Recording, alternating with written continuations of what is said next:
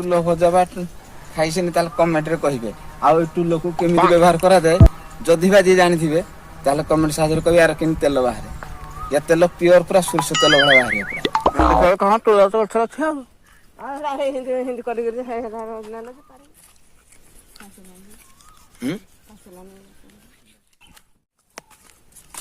ସମସ୍ତେ ଟୁଲ ସେରା ଖାଇଛନ୍ତି। ଭାଇ ଚୁପା ବାଡେଇଲା ପରେ ଏଇଟା ଦେଖ ବାହାରିଲା ମଞ୍ଜି।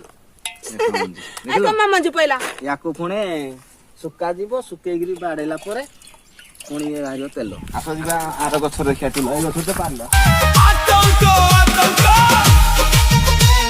ପତ୍ର ନଥିବ ଖାଲି ଟୁଲ ମେଣ୍ଟେନ।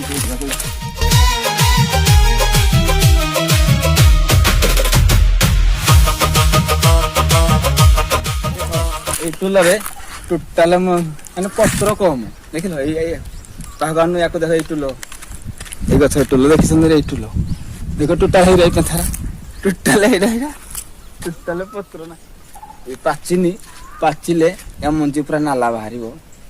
ଏଇଆକୁ ତୋଳିକିରି ପାଚିଲା ପରେ ଝଡିବ ତାପରେ ନାଲା ମଞ୍ଜି ବାହାରିବ। ଆପଣ ଏଇ ଟୁଲ ମଞ୍ଜି ପୁଣି ୟାକୁ ପୁଣି ବାଡା ହବ ନା ମା।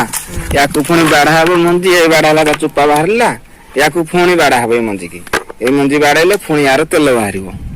ୟାକୁ ଶୁକାଯିବ ନା।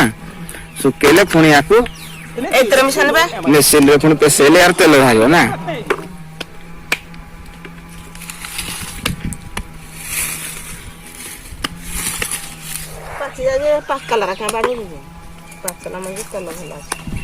ପାକଲା ମଞ୍ଜିରେ ତେଲ ଭଲ ଲାଗିବ ନା। ଏରା ତ ପାକଳି ଯାଇଛି। ଖାଲି ପାଣି ପଡିଥିଲେ ପାଚି ଯାଇଥିଲା। ପାଣି ପଡିଥିଲେ ପାଚି ଯାଇଥିଲେ ଦୁଇ ବର୍ଷଟା ହବ ସବୁ ପାଚିଯିବ ନା ଗରମକୁ। ରଜକୁ ତ ପ୍ରାୟ ଟୁଲ ସରେ ଗଛରା କର ନା। ବର୍ଷଟା ହଉଛି କେତେ ଗୁଳି ଦଉଛି ଆଉ।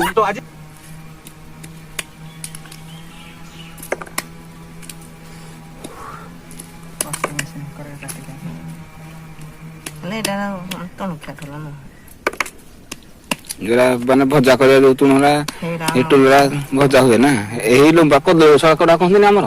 କଦଳୀ ଗଛ ନୁହଁ ଆଉ କୋଉଟା କହନ୍ତି ଟୁଲଖିଆ ମ ହୁଙ୍କା ଭଳିଆ ନା। ଏଇଟା ଅଛି ଦିଟା ଅଛ ନା। ତରକାରୀ କଲେ ଭଲ ଲାଗିବ ନା। ଟୁଲ ଭଜା ବଡ ମା ହଉଛି ସାର ଜଗି ଜଗି ଦେଖି ଦେଖି ଯାଉଛି। ହଁ ମା ଟୁଲ ବାଡଉଛନ୍ତି ଦେଖ। ଏଇ ଟୁଲ ମଞ୍ଜି ଏମିତି ଦେଖ କୁଆଡେ ଛାଡୁଛୁ କାହାକୁ କହୁଛୁ ଟୁଲ ବାଡେଇ ଦଉଛ ଟୁଲ। ହୁଙ୍କାଳିଆ ଗଛରେ ବେଶୀ ଯାହାଦ୍ୱାରା ମଝିରେ ନୁଆଇବ ପାରିକିରି ନେଇଯିବେ ଲୋକ।